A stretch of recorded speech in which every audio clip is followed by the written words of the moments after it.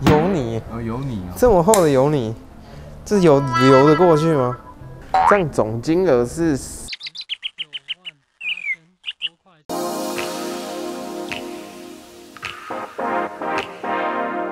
大家好，我们是捷运汽车，今天又来到大家最喜欢的什么？看老板花钱，看老板被骗。其实这整个环节跟内容是什么呢？就是把我们遇到的每一个中古车，有可能要花大钱，或者是会被骗到的可能性，还原分享给你。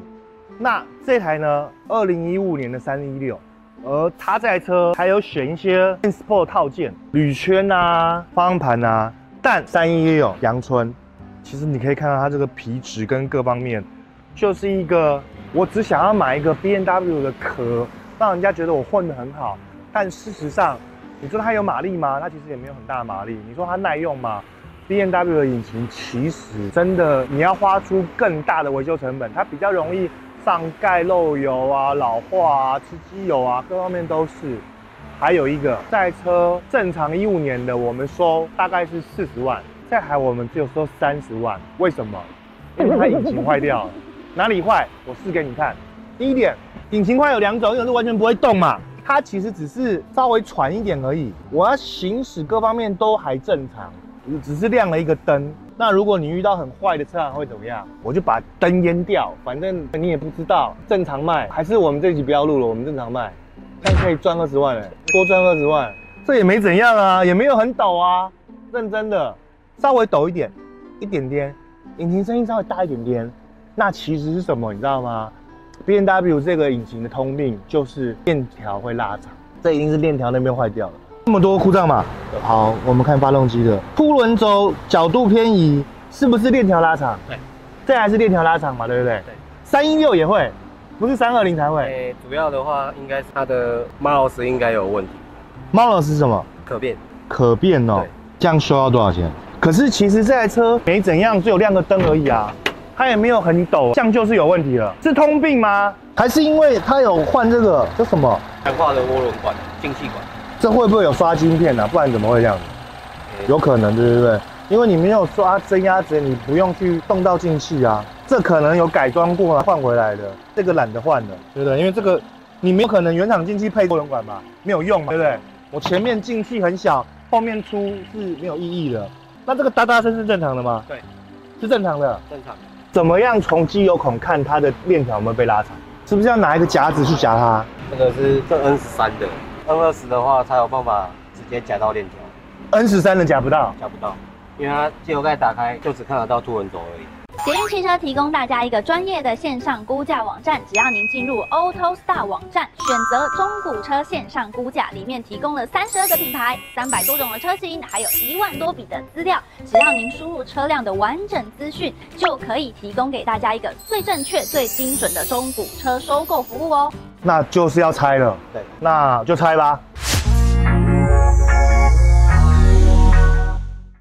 Hello， 大家好，我是捷运汽车的少轩哦。我原本叫冠伟，但我改名字了，所以以后可以叫我少轩。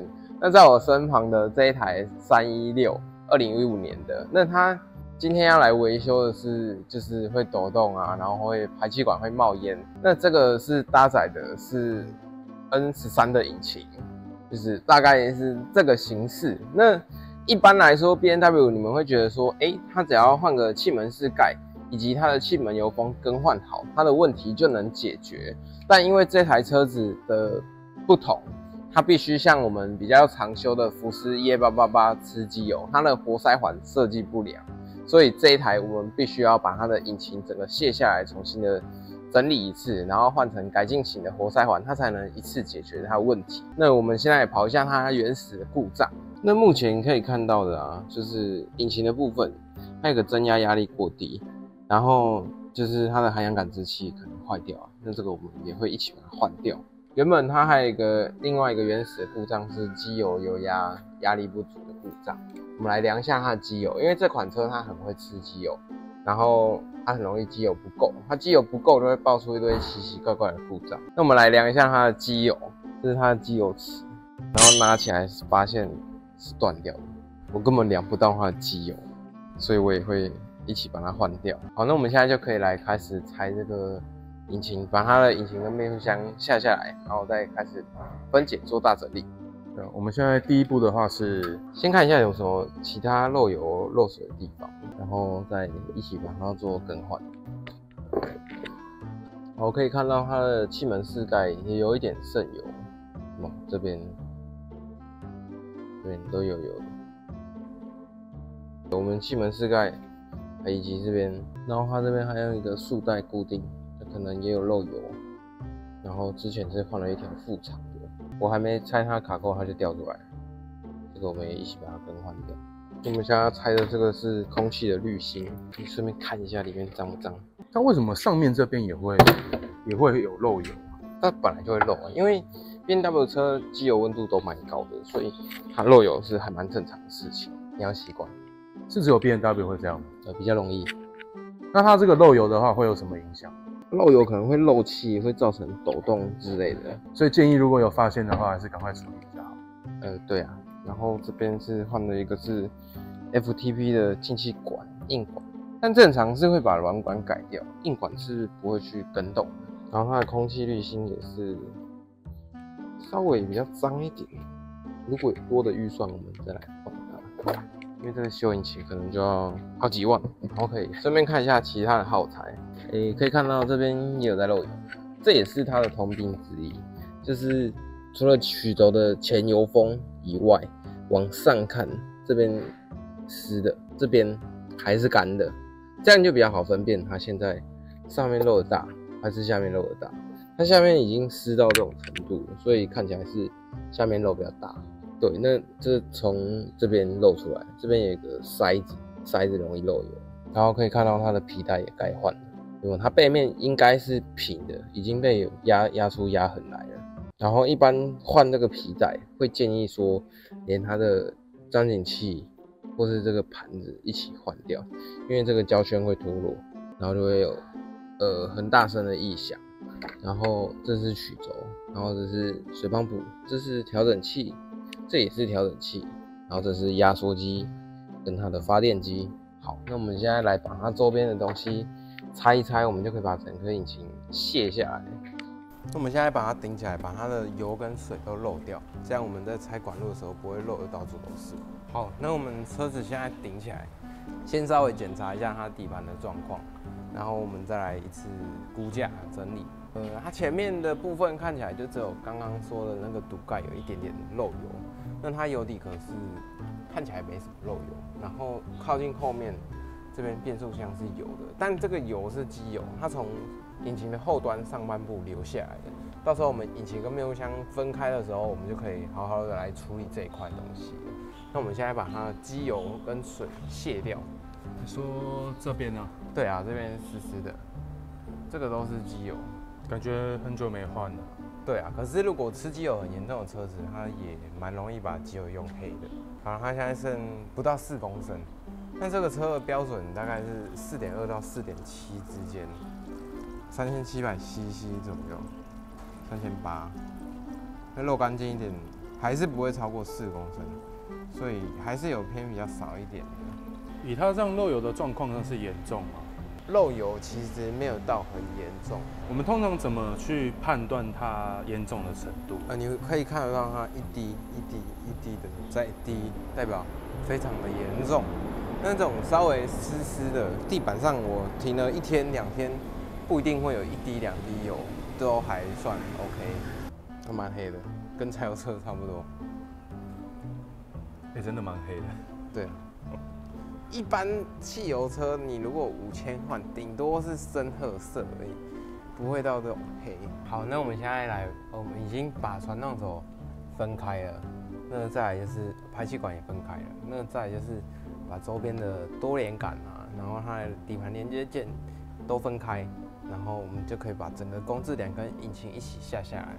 后面变速箱角是2014年的，那它的引擎角看起来没有换过，那有没有？这边都是油，那这边有一个印子，这个跟这个，它有印子代表说它有碰触到，代表说这个引擎角也有一点点老化了，因为这正常应该要再更上去一点点，让它有一点间隙，它才不会把震动传递到我们的引擎本体上面跟引擎控制梁上面。那我们也会一起把它做一个更换。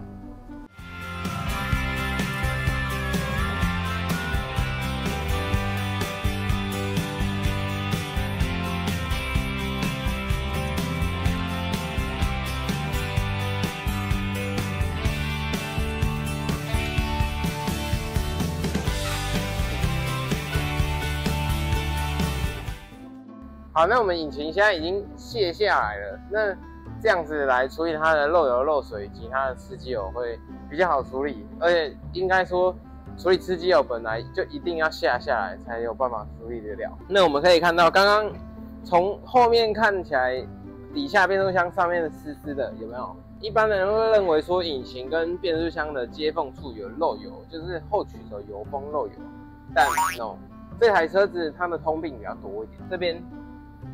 光是这边就一堆油，这边是哪里啊？这个是机油芯，机油芯一般来说，因为它已经是铝制的，所以你就不用再去换什么改进型的。现役会先把这个油封，里面的油封换掉。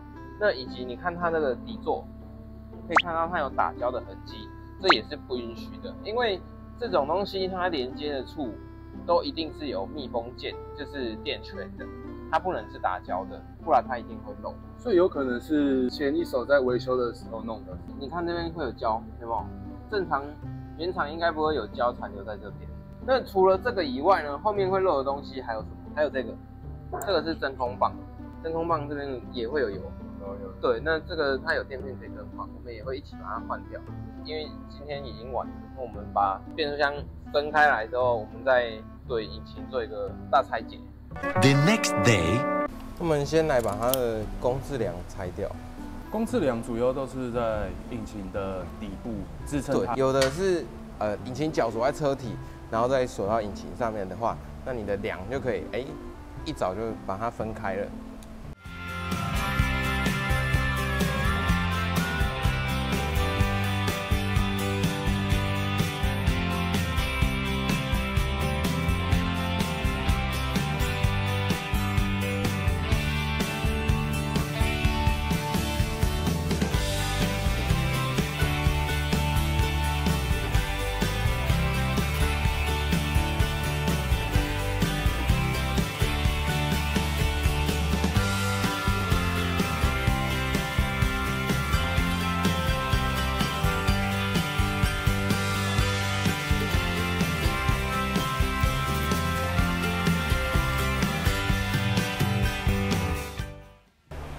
看一下里面那个，这是它最贵的地方，叫贵金属，这是它的触媒。那可以看到它的网格一格一格的，还蛮清楚明显，代表说它没有阻塞，蛮干净的，就对了。对。然后这个啊，如果这台车子发起来声音比较吵，有可能是因为这个发动的时候它会晃，因为它这边破掉了，压不住了，所以会发生声音。然后我们也把它一起换掉。我拆一颗螺丝就拆掉，正常这边应该要压着贴着的，可是它贴不住。然后这就是它的机油芯做的这边以及周边看起来都油油的，一打开粘住了，这个都老化了，这硬到完全没有弹性，这就一定会漏油漏水。然后以前还给人家打过胶，这是不对的，只要有垫片就不能有胶。这个都有可能会阻塞你的油道，那个会变得很可怕。原厂不可能是这样的。对，现在拆的这一颗是发电机吗？如果发电机坏掉会有什么影响？车上会没电，严重一点会开到熄火。那发电机如果要坏到之前会有什么预兆吗？不一定有的有，有的没有，就是有的会很突然就给你坏掉，有可能你的仪表板偶尔会亮一下那个发电机电瓶的灯。所以如果真的要换发电机的话，引擎要整颗下来才换得到？不用，在车上就可以换，只是会很麻烦，空间很小，所以它工资高是正常的。哦，贵也是贵在工资，零件其实还好，1万多块，因为它空间非常小，非常不好换。那我们现在要来拆它的涡轮的水管，因为它的水管周边的油管、水管的油封都会老化，你看到，所以这边都油湿湿的。它那个垫片都扁掉了，黑黑的，然后延伸到外面，就代表说它可能有一点点的在渗漏。那我们就到时候垫片一起把它换一换。那涡轮是透过什么原理才有办法说让车子加速这样子啊？我们废气进来，然后带动这个叶片旋转，旋转就会有压力嘛，好像在吹电风扇啊，然后来达成它那个增加它那个空气流动的压力。然后这个涡轮啊，建议送修，为什么？因为这东西用久了，这边会晃，然后它的阀门会盖不紧，这个会盖不紧。那当盖不紧呢，你压力就泄出去了，就排掉了，所以就会没有力，或是会有增压压力不足的故障，所以这个也要送修。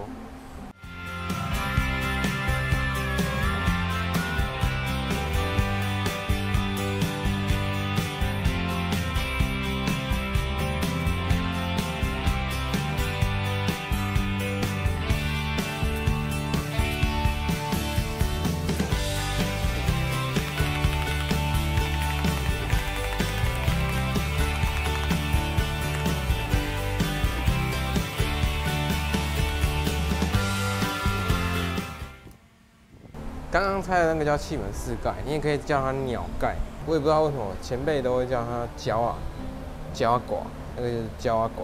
可以看到它的链条有稍微有一些拉长，有一些油泥。链条我们会一起把它换掉，因为都已经拆了。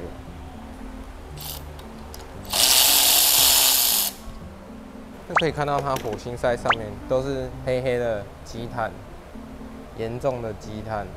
哦，感觉很久没人换了。对，火星塞大概多久换一次啊6万公里。6万公里换一次。是，每一台车都是吗？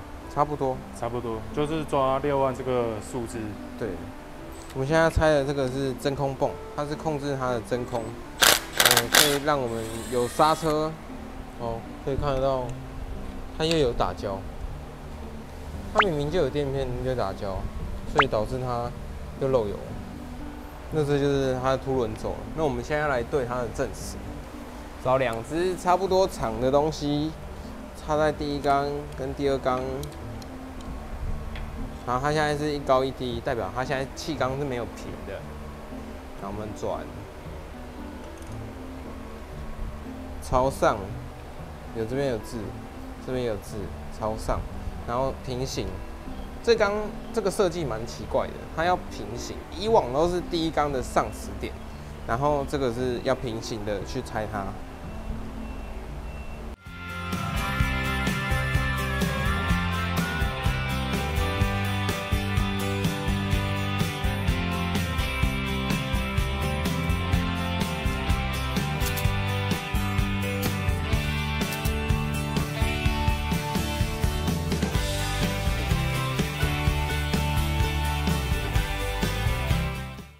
它正常跑的气门举筒要像这样压不下去，那这个有没有？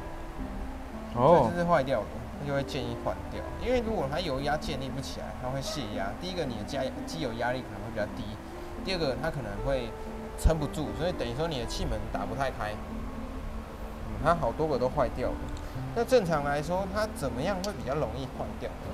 就是有没有常常在换机油，它里面有没有磨损？因为它在这个2个东西之间，它是没有油封的，它就是用机油去润滑它。所以你如果说机油比较少再换的话，它比较容易坏。了解。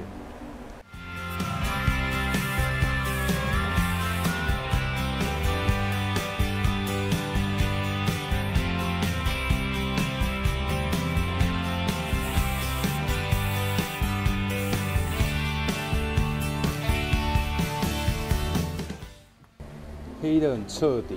对，那所以我们送加工，他会帮我们把气门一只一只拆出来，然后去做这个的角度，以及它气门底座的角度，然后他会去检查气门导管有没有磨损，需不需要更换，整个平面检查一下，然后气门油封的更换。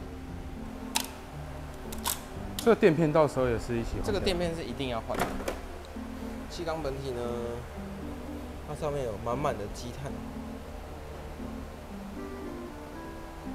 我们现在来拆它的油底壳。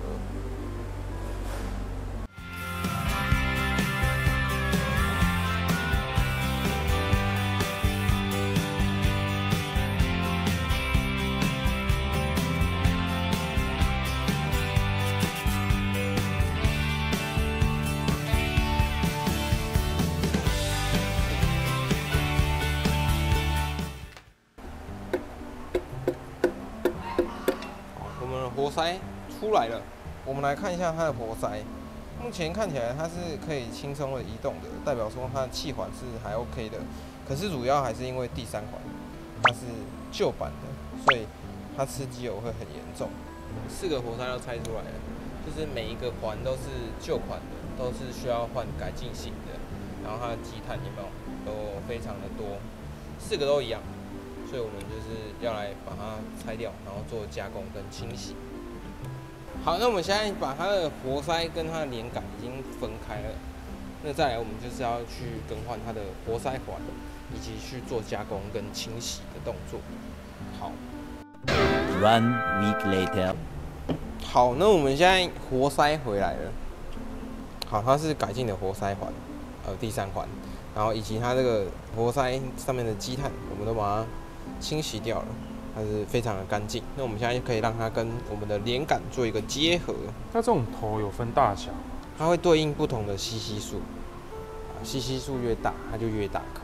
你说现在你拿在手上那一颗就会越大颗？对的。如果你今天是3000 CC、4000 CC， 它就会更大。那这只是1600 CC。那我们尽量就是在安装的过程中，让它先有一些机油做润滑，它比较不会生锈啊，或是上去运转的时候不顺。我们活塞跟连杆结合在一起之后，我们要装这个很重要的东西，它叫小波丝。那这是固定在我们活塞这边的，上点润滑油，上点小波丝，金光闪闪，因为它是新的。是有点像一个轴承的概念，不会去伤到我们的曲轴，但是还要可以帮助它磨损，不会咬死。这是那个用剩的那个胶带吗？这是铁的，用这个胶带弄过，但很像，因为它是专门在装活塞的特工。哦，那是特工。为了这个，然后去弄了一个这个特工来，这是厂商帮我做的，我自己订的还没到，还在飞机上。然后他就送了一个来，多贴心啊！然后这个活塞环，因为我们有改良，所以一样，它所有的气环都要错开，就是这2个开口，如果垂直一条线的话，很抱歉，你这个引擎上去等一下是发不起来的，因为它的气会直接从这边流掉。你如果把它错开来180度，它可能就不会直接流下去了。对，那我们现在就来把它的油环也错开，这样它的机油比较不会乱流，每一环都要错开。对，然后用这个特工溜进去，它等下就会很顺利的进去。我们只要在装的时候记得，我们哪一个是进气，哪个是排气就好，因为这个其实很不明显可以分辨出来，除非你装很多颗。因为这边是平的，这是进气侧，这边有个小圆弧，这就是排气侧。那我们这一侧是进气侧，我们就来装它。只要对准，2个朝这，2个朝这，往下一压，它就进去了，不用敲，不用特别干嘛，非常好用。那我们4个都重复这个动作。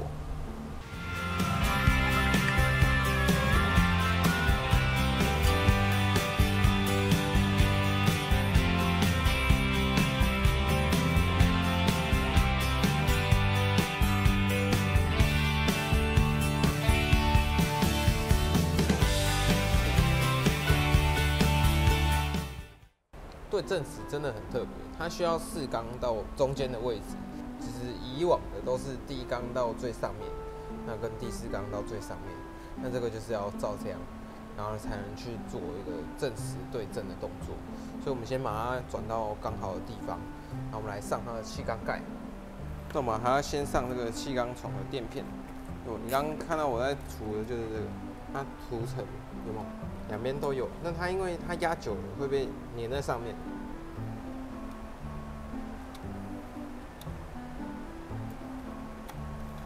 这是我们整理完回来的气缸头，可以看一下它的平面用得非常的漂亮，甚至有点彩色的感觉。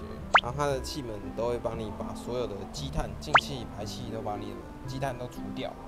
那除了这以外呢，它还会帮我们把它的气门油封做更换，然后以及气门导管测量。然后如果要换，它会跟我们讲，就来上它的气缸头。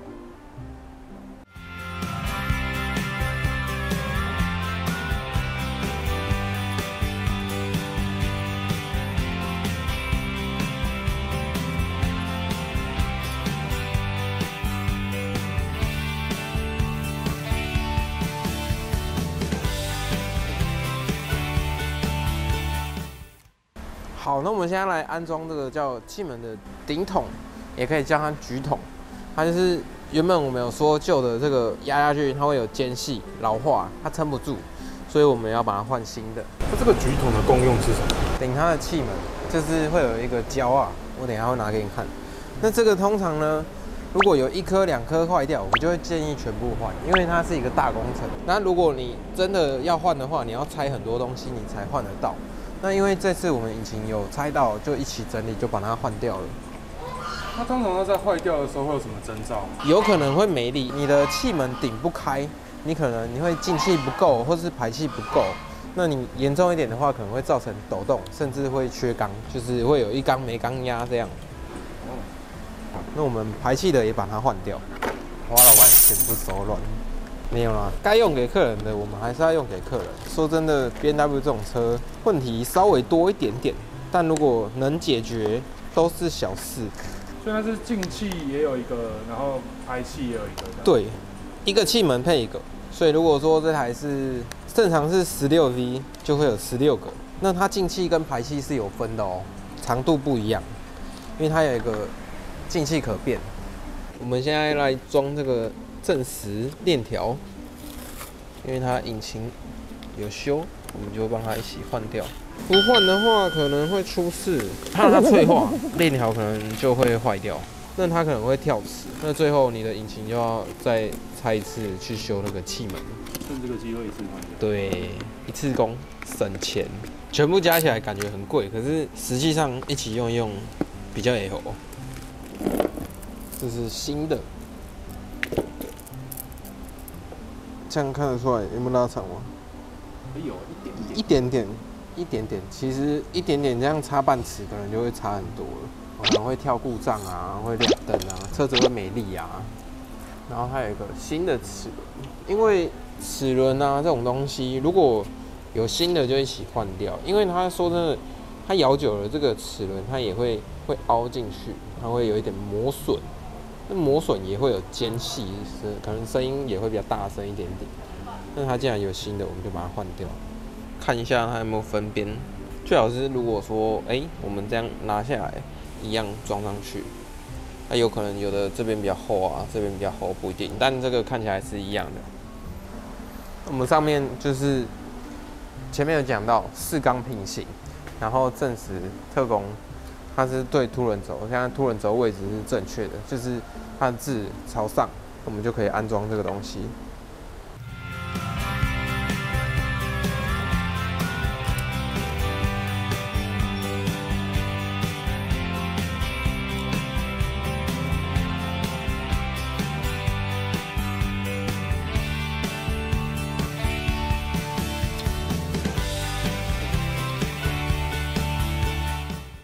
好，那么现在正时对完之后，一定要把工具拆掉，然后转2圈，再合上去试试看。如果是 OK， 很轻松就可以进去的话，就代表说，我们这次是 OK 的，那就可以上车，就绝对不会有问题了。有对准的话，它就是会转得很顺畅。对啊，就是卡着你就转不动，那你气门可能就跟活塞卡在一起，就可以看到这个特工是很轻松就可以放得进去。原本因为它链条拉长一点点，变成说我们这个特工它会有点这样斜斜的，变成说我要稍微雕它到正确的位置，它才有办法到它标准要的位置。现在链条啊里面东西都是新的，所以它也不太会有什么间隙。那目前我们这样放进去是很轻松的，就代表说这引擎上去租下来，发起来会很顺利。那我们就可以把它拿掉，也不用特别再去锁它，因为这你看拿都那么轻松。如果没有放准的话，可能上去就会有故障。现在正时完成了，那就是可以把这个盖子盖回去，然后以及我们下面的油底壳都盖回去，我们就可以把引擎跟变速箱合在一起，然后上车了。正时啊、凸轮轴啊、曲轴这个都对好了之后，我们就可以来盖盖子了。气门上盖，那这个是原厂的。因为它油气分离器是做在一起的，因为它会容易漏油。那有些人会建议说换铝合金的有没有比较好？没有，因为铝合金的它更容易漏油，而且它的高温传导更快，它的油气分离器膜片啊更容易坏，所以我们是用正常的。还是用正常的比较保险。对的。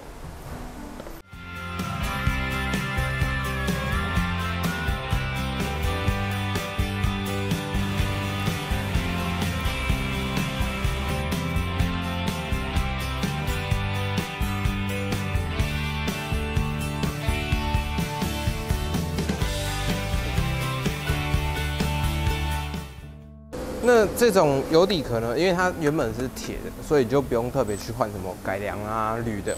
不然如果你原本是塑钢的，你可以换成铝合金的，它就是打胶会一劳永逸。那如果是塑钢的话，它一定又是用垫片的，那用垫片的久了一定会漏油。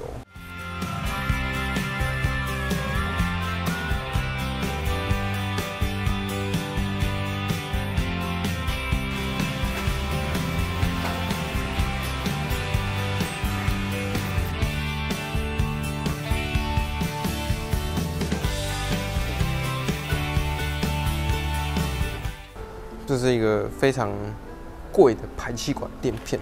一般呢，它不会把这个东西跟这个东西做在一起。这个东西可能一个200-300块就有了，但它如果整个铝架、隔热板，这个东西要2000多块。开 BMW 的果然都很有钱。就你看它这个东西，它没有隔板的话，我们涡轮在这，温度是最高的，然后旁边就有一个感知器，它就是会比较容易坏掉。那我们这边等一下会帮它洗干净，我这个也不会先装，我只是合一下看一下。油泥哦，有你哦，这么厚的油泥，这油流得过去吗？我感觉啊，它已经塞到里面来，不知道塞到哪一段去。所以这个涡轮啊，它的寿命很快就过，因为它进油回油，它涡轮的轴心是没有达到润滑的，所以我们会把这个管子换掉。好，在我旁边这个涡轮，这是旧的，看得出来吧？这个是新的。为什么要换它？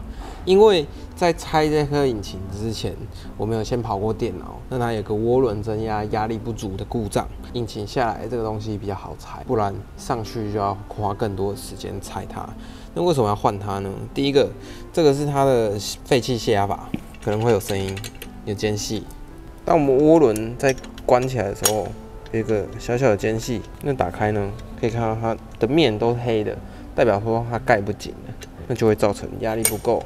好，再来，这个就是连接刚刚那个输油管的地方。哎，没错，这个面也有一个是进油管，一个是回油管，油会从这边流过，因为要帮这个小叶片，如果涡轮这样转的时候，它还是要有润滑的。如果没有润滑，或是说像这个塞住，可能这颗涡轮过没多久它就会坏掉了。那它目前还转得动，有的会直接卡死，因为现在油根本流不太过去了。那我们就把它换掉，换一个整新的。旧的为什么要换？老化，这个口已经参差不齐了。第二个，当当，这边在漏水，不是乱换了，是真的有坏掉。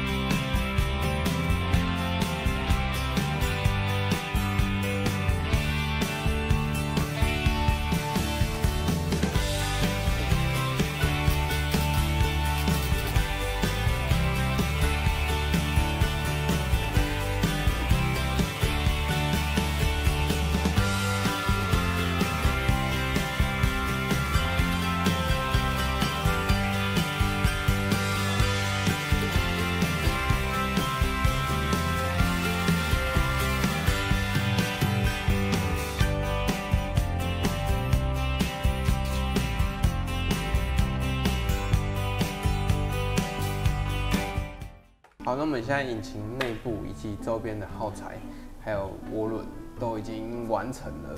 那我们现在就要把这个引擎跟它的变速箱做一个结合，然后上车的动作。好，那我们现在来更换它的变速箱角。厂商送货来很好玩，它那个变速箱角，你看它就可以分 F20跟 F30的车型。然后引擎代号如果是 B38的就可以用，就是他们会有一些共同的料件是可以一起使用的，可以看得出来，一个比较塌一点，一个比较挺一点，这边高跟低，就是有没有感觉一个是比较长？这个老化了，对车子影响的话，是震动感变大嘛？对，好，那可以看得出来，它这边底下的油压包有点膨胀，然后这个是平的，这个很窄，因为它底下是平的，这个就会有点像不倒翁。它这个橡皮的高度是1.2左右，这边大概是0.9，就是大概扁了大概3 mm 左右。那再来就是后曲轴油封，这是让比较多人头痛的地方，就是漏油的时候会在引擎跟变速箱的中间底下会有一大堆的油。那我们刚刚也先把它换掉了。那除了这个以外呢，还有这2个塞子的垫片也比较容易漏油，我们一起把它更换。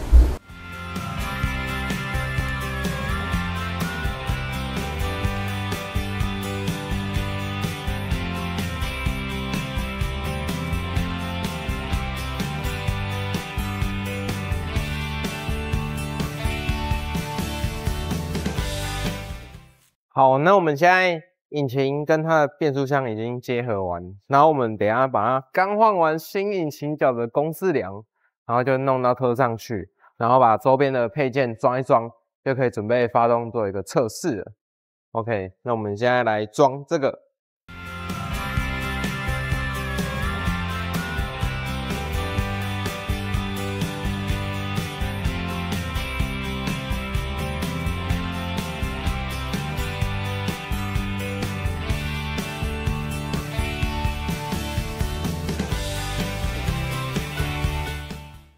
好，那我们现在引擎的周边都煮完了，我们现在来帮它加水，然后加机油，然后把它的煤灌回去，就可以做发动的测试了。那我们用的这个机油是比利时进口的，然后它有很多认证。我个人比较喜欢用的是一定要有福斯的504、507，因为严苛度来说的话，504、507是比较严苛的。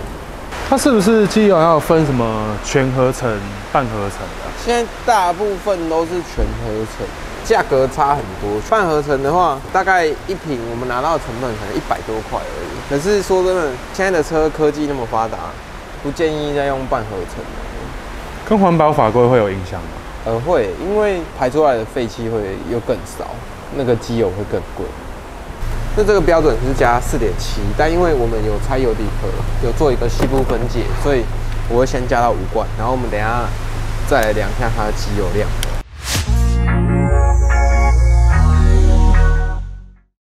好了，那我们现在这台316，2015年的316黑色的引擎已经完工了，也顺利发动了，我们也出去试开过了，然后现在来公布总共花费了多少钱的时间了。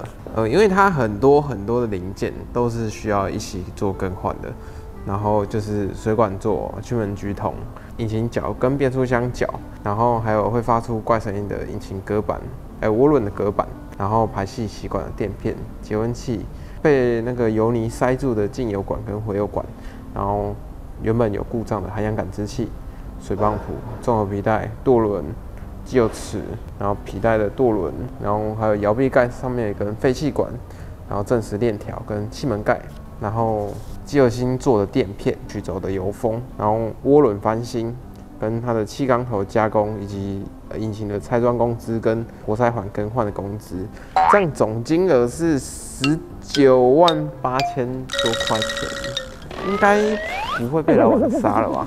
对，那为什么他要维修到那么多的金额呢？因为第一个，他这个可能前车主他比较没有在顾车，那我们引擎既然已经卸下来，看到有问题的，就是建议一并更换，因为它的东西其实还蛮窄的，然后比较不好去做维修。如果你这次可能引擎角不维修，那我们下次再更换，你就可能要3000块、4000块的工资。如果每一样单独更换，可能会落到30-40万。所以我们这次就是基本上上面这些都是零件的金额而已。那为什么会那么贵？因为它316这个车引擎很少，这个车也卖的比较少，所以它大部分的都是原厂的零件。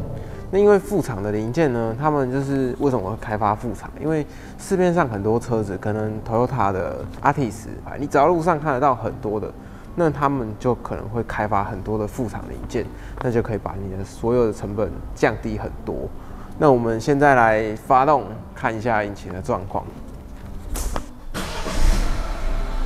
一触即发呀，开心。